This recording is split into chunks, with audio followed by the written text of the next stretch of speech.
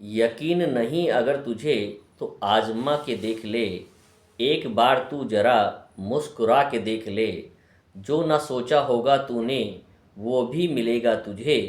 बस एक बार अपना कदम आगे बढ़ा के देख ले। सभी को नव बधाई और जय भीम मित्रों। आज हम चर्चा करेंगे बाबा साहब के जीवन से जुड़ी हुई एक छोटी सी घटना के बारे में।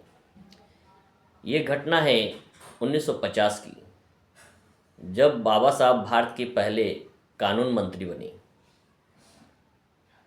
और इतनी बड़े महत्वपूर्ण पद पर जब वो पहुँचे तो उनका पहला उद्देश्य यही था कि उनका वो गरीब परिवार, वो तबका, वो समाज जो शिक्षा से बहुत दूर रह गया है, बहुत पीछे रह गया है, सदियों से उस समाज को शिक्षा के अवसरों से वंचित किया गया है, वो समाज पढ़ लिख कर के इक्वलिटी में आए, समानता में आए और वो अपनी योग्यता के अनुरूप समाज के अंदर अपना हक और अधिकार प्राप्त कर सके।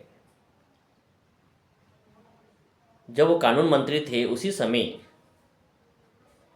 बड़ौदा के एक ग्रामीण क्षेत्र से, जो बहुत ही पिछड़ा हुआ इलाका था, वहाँ से एक बालक अनुसूचित जाति का कलेक्टर बन जाते हैं। आईएएस की परीक्षा टॉप करके कलेक्टर बन जाता है और उसे शहर के अंदर कलेक्टर के पद पर नियुक्ति दी जाती है। जब ये घटना की जानकारी बाबा साहब को मिलती है अपने लोगों के द्वारा, तो बाबा साहब उन कलेक्टर महोदय को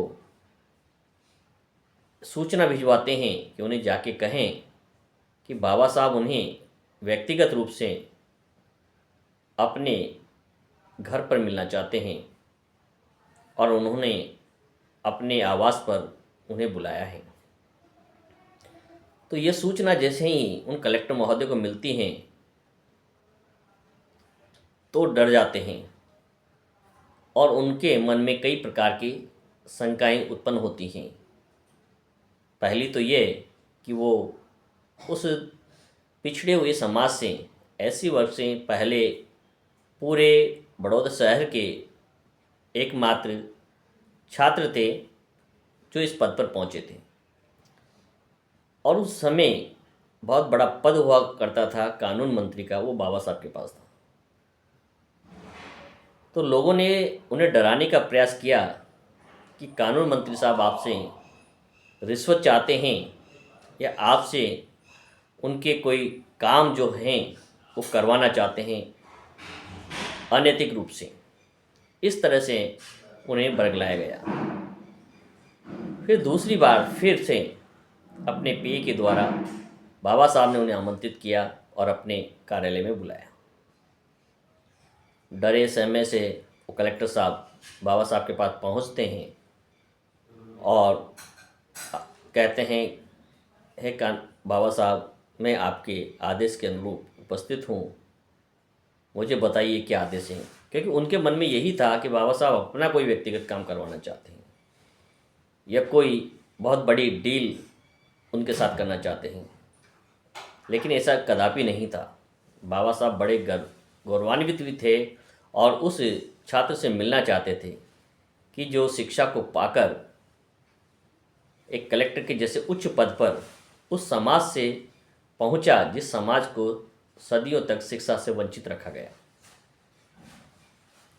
तो बाबा साहब उन्हें देखकर गले लगाते हैं और अपने बराबर सीट पर बिठाते हैं। जो कलेक्टर महोदय हैं उनके जो अभी तक के कार्यालय में पहुंचने तक, बाबा साहब से मिलने से पहले जो भ्रांतियां थी, पल भर में समाप्त हो जाती हैं। और बाबा साहब उनसे ये कहते हैं कि आप जिस ग्रामीण क्षेत्र से आए हैं उस ग्रामीण क्षेत्र के महीने में एक दिन वहाँ गुजारें। इसकी इजाज़त मैं तुम्हें देता हूँ, क्योंकि उस समय वो कानून मंत्री थे और पूर्णतः अवकाश रहेगा, आपको छुट्टी रहेगी और अवकाश की स्वीकृति प्रदान करता हूँ कि एक दिन महीने में आप उस गांव में जाकर गुजारें जहाँ से आप पढ़ लिख करके यहाँ तक पहुँचे।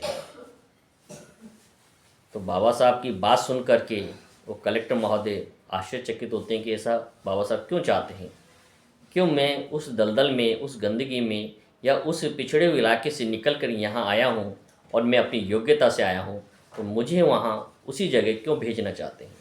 ये उनकी समझ में नहीं आ रहा था। लेकिन जब कानून मंत्री का आदेश था तो जाना तो अनिवार्य था, क्योंकि आप सामान्य अधिकारियों की बात तो टाल सकते हैं लेकिन राजनेताओं की बात और मंत्रियों की बात को नहीं टाल सकते। ये कड़वा सत्य है। वो कलेक्टर महोदय उसी इलाके में जाते हैं जहां उनकी गंदी बस्ती के अंदर मकान होता है, घर होता है, कच्चा सा मकान होता है, और उनको आदेश के अनुरूप नियमित रूप से 1 वर्ष तक वहां जाते हैं। और बाबा साहब उनसे 1 वर्ष बाद फिर से मिलने के लिए अपने कार्यालय बुलाते हैं। और फिर वो प्रश्न कलेक्टर साहब महोदय बाबा साहब से पूछते हैं कि बाबा साहब, आपने इस प्रकार का आदेश मुझे क्यों दिया। मैं उस बस्ती को भूल जाना चाहता था, मैं उस जलालत वाले समाज को भूल जाना चाहता जहाँ मुझे अपमानित किया गया, जलालत का जीवन जीना पड़ा, फिर मुझे आपने बार बार उसी जगह जाने के लिए क्यों कहा।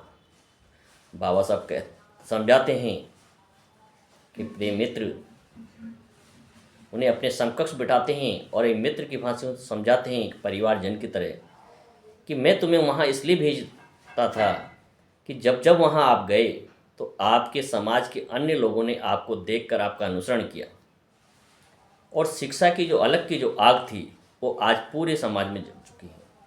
और आपके उसी गांव से इस पहले 1 वर्ष के अंदर ही कई लोग पीसीएस की परीक्षा में पास हो चुके हैं, क्योंकि लोगों को देख करके व्यक्ति ज़्यादा प्रभावित होता है बृहस्पति की किताबें पढ़कर या सुनकर। और आपके वहाँ जाने से आपके जो समाज के जो लोग थे उनका मनोबल बढ़ता था, और वो गर्व से कहते थे कि हमारा एक भाई कलेक्टर हैं और इतने ऊंचे पद पर हैं, यदि कोई आपत्ति आएगी तो हमारी मदद वो अवश्य करेगा। तो जब कोई व्यक्ति उस समाज से, पिछड़े हुए समाज से, दबे कुचले समाज से ऊंचे पद पे पहुंचता है तो वो अकेला नहीं पहुंचता है, उसका पूरा समाज गौरवान्वित महसूस करता है। उस पूरे समाज को ऐसा लगता है कि हमारा एक भाई बहुत ऊंचे पद पर हैं और कोई भी यदि समस्या आएगी तो उसके समाधान के लिए वो हमारे साथ तत्पर खड़ा है। तो मित्रों, बाबा साहब की सोच यही थी कि हमें उस दबे कुचले समाज को बाहर लाना है, हमें उस स्थान को नहीं छोड़ना है, चाहे हम अपना आवाज़ अच्छी जगह बना लें, लेकिन उस समाज से जुड़ाव को ख़त्म नहीं करना है, बल्कि प्रयास करना है कि हमें वो देख करके वो बच्चे, वो नौजवान भी इस विकास की दौड़ में आगे आ सकें। बाबा साहब का यही एक सपना था कि मेरा समाज और समाजों के समान पढ़ लिख करके अपनी योग्यता के बल पर ऊंचाई को छुएं और उसको देख करके आने वाली पीढ़ियां नई तैयारी करें। यही उनका उद्देश्य था। न